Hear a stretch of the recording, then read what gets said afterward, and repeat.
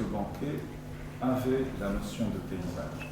Parce qu'à cette époque, quand on organisait un festin, il y avait un jeu qui consistait, quand il faisait beau, on était au jardin, et les beaux jardins de cette époque avaient toujours un ruisseau qui coule, et on l'organisait de manière à ce qu'il y ait des méandres, et on mettait une coupe de vin à flotter en haut, en amont du ruisseau, et la coupe descendait comme ça. Et les convives étaient au bord du ruisseau.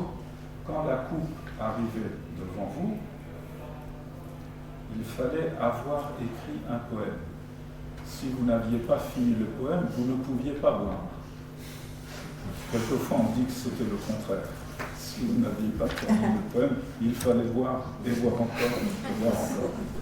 Bon, mais c'est le sens du jeu qui vous intéresse. Donc, il fallait avoir composé un distique, 2 vers. Et dans les distiques qui ont été composés dans cette réunion de l'Inquine, pavillon des Encadrés, le mot Saint-Sué est employé indubitablement dans le sens de paysage. Mais ce qui est intéressant, c'est que ça n'était pas un néologisme, c'était un sens nouveau pour un mot ancien.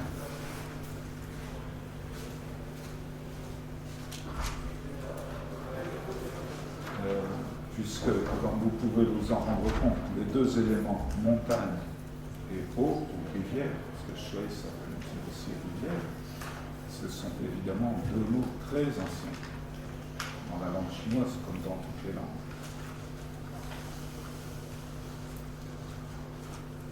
Et l'histoire de ce mot est très intéressante, parce que d'abord, il y a eu les mots saint, montagne, Shui, rivière, séparément, et à un certain moment, ils ont été accolés en un seul mot, qui n'avait pas encore le sens de paysage, et plusieurs siècles après, au IVe siècle, il a eu ce nouveau sens, le sens de paysage.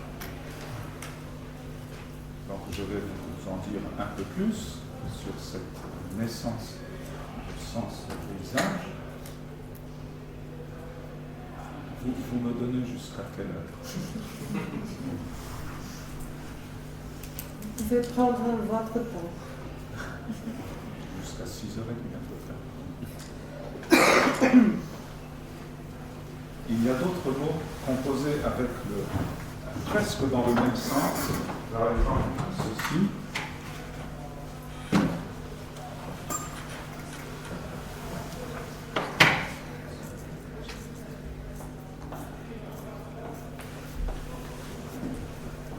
Vous avez Saint-Chuan. Ça veut dire à peu près la même chose. C'est une rivière et c'est une montagne. Montagne-rivière. Saint-Chuan.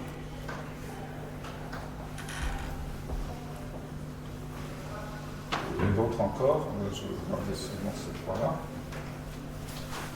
Donc, ces 3-là sont à peu près synonymes, puisque vous avez toujours l'élément montagne et l'élément rivière ou fleuve. Donc, il y a des nuances. Par exemple, d'abord, le sens du mot sui,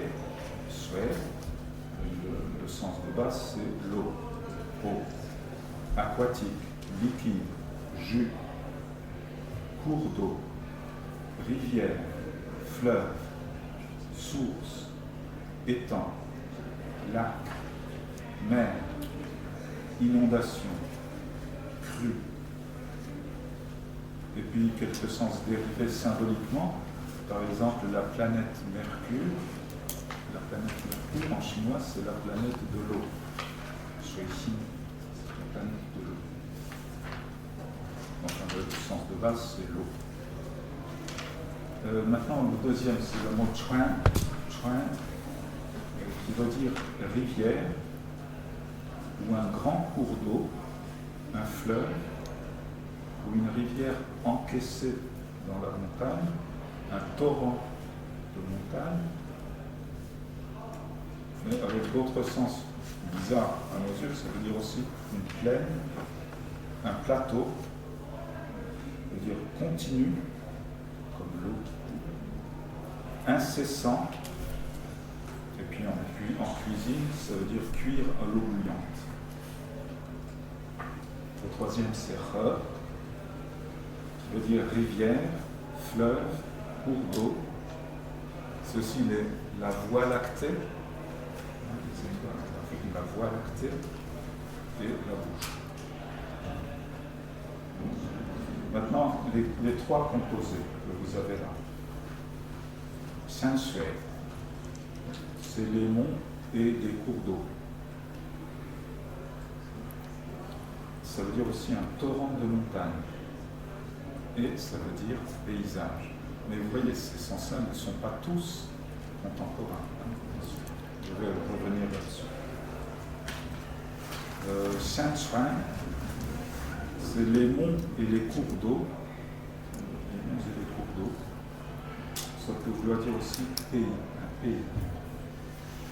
Le troisième, Saint-Ra, les monts et les cours d'eau, la configuration d'un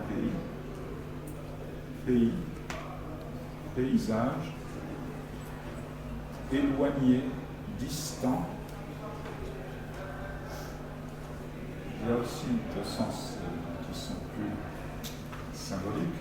C'est la gravité immobile, comme celle des montagnes, et la majesté ample d'un fleuve. Et à partir de là, le sens d'une attitude digne et solennelle.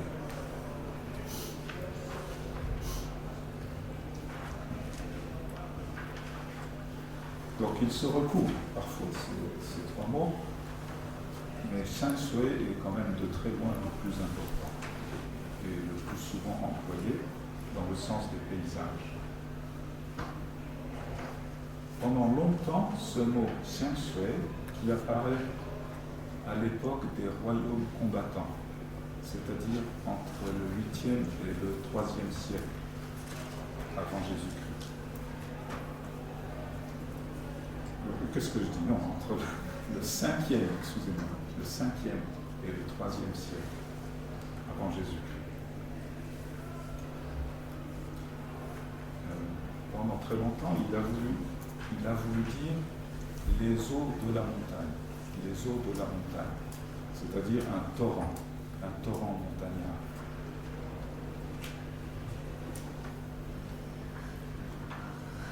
Et l'existence du mot ne veut pas dire l'existence du sens. C'est pareil en allemand, Landschaft, qui est un très vieux mot. Il existait déjà quand on a commencé à écrire l'allemand, mais il n'a plus le sens de paysage qu'à la Renaissance. C'est la même chose en chinois. Chez nous autres latins, il a fallu créer un mot comme ça.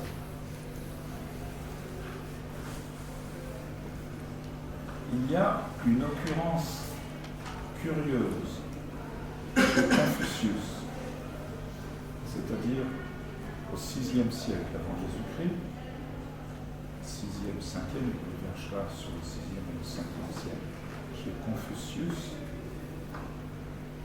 il y a une citation célèbre qui dit « Le sage savoure la rivière, Shui, le bienveillant se délecte de la montagne, Saint. » Alors il y a des gens qui pensent que ce délecte, le mot chinois c'est le, ça veut dire prendre plaisir à l'eau, aux rivières, prendre plaisir aux montagnes. Alors beaucoup de gens penseraient aujourd'hui, ça veut dire déjà chez Confucius, il y a le sens esthétique du paysage. Mais c'est faux, c'est faux.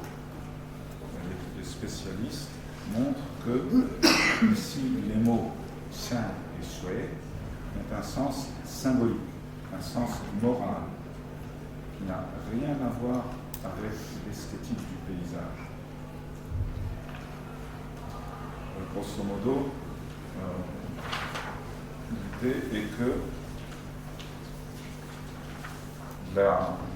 l'eau est ici un symbole de l'activité et du changement incessant, et au contraire, la montagne est un symbole de la stabilité et de la solidité. C'est dans ce sens qu'ils sont employés dans ces phrases, mais bien entendu, comme ça se passait il y a 2500 ans, on peut discuter encore longtemps du sens exact.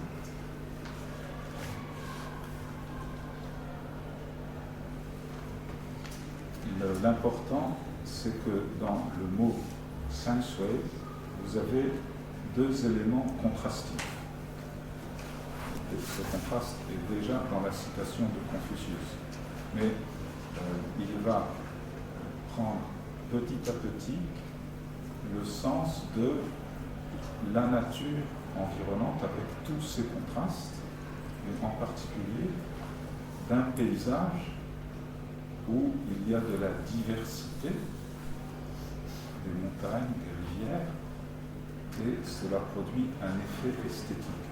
Donc ça s'est petit à petit constitué.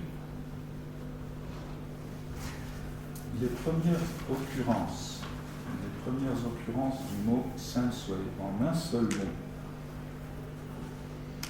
probablement l'une des plus anciennes se trouve chez un philosophe qui s'appelait Mozi.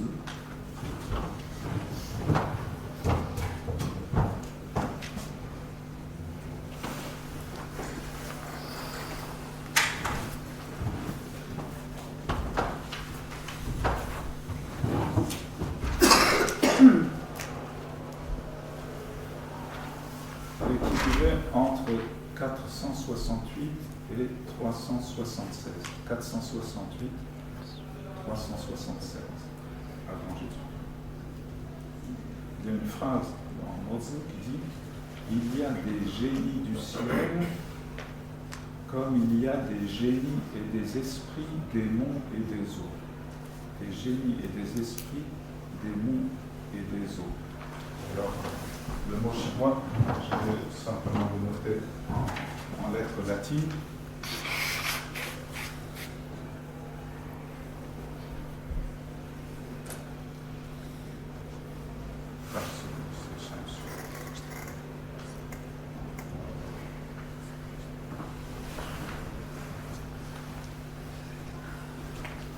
Ça, c'est les génies et les esprits des monts et des eaux.